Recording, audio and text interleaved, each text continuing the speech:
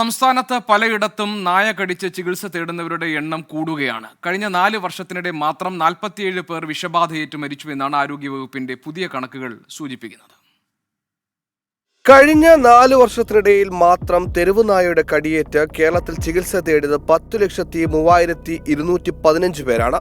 ഇതേ കാലയളവിൽ പേവിഷബാധ മൂലം 47 പേർക്ക് ജീവൻ നഷ്ടമായി. ഇതിന് പുറമെ 22 പേരുടെ മരണകാരണവും പേവിഷബാധയാണെന്ന് സംശയിക്കുന്നുണ്ട്.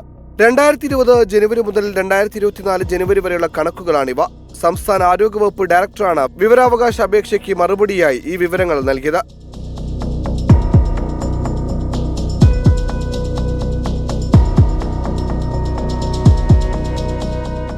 സംസ്ഥാനത്ത് 4 വർഷത്തിനിടയിൽ ഏറ്റവും അധികം പേവിഷ മരണങ്ങൾ റിപ്പോർട്ട് ചെയ്തത് കൊല്ലത്താണ്. തൃശൂരും കണ്ണൂരുമാണ് 2ാം സ്ഥാനത്ത്. 2023 ഏറ്റവും അധികം പേർക്ക് പേവിഷബാധയേറ്റത്. 3 ലക്ഷത്തിലേറെ പേരാണ് കഴിഞ്ഞ വർഷം നായ കടിച്ച് ആശുപത്രിയിൽ ചികിത്സ തേടിയത്.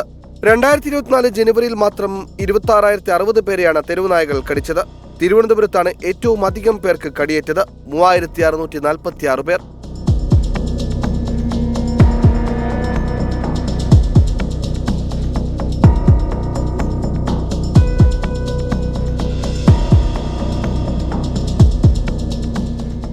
തെരുവുനായയുടെ ആക്രമണങ്ങൾക്കും പേവിഷബാധയേറ്റുള്ള മരണങ്ങൾക്കുമുള്ള നഷ്ടപരിഹാരം തീരുമാനിക്കുന്നത് സുപ്രീം കോടതി നിയോഗിച്ച ജസ്റ്റിസ് എസ് സിരിജഗൻ കമ്മിറ്റിയാണ്. കമ്മീഷന്റെ തീരുമാനം സുപ്രീം കോടതി അറിയിച്ച ശേഷം സുപ്രീം കോടതിയാണ് ഫണ്ട് അനുവദിക്കാൻ നിർദ്ദേശം നൽകുന്നത്. തദ്ദേശ സ്വയംഭരണ സ്ഥാപനങ്ങൾ വഴിയാണ് തുക വിതരണം ചെയ്യുന്നത്. സാഹചര്യങ്ങൾക്കും അപകടവ്യാപ്തിക്കും അനുസരിച്ചാണ് തുക നിശ്ചയിക്കുന്നത്.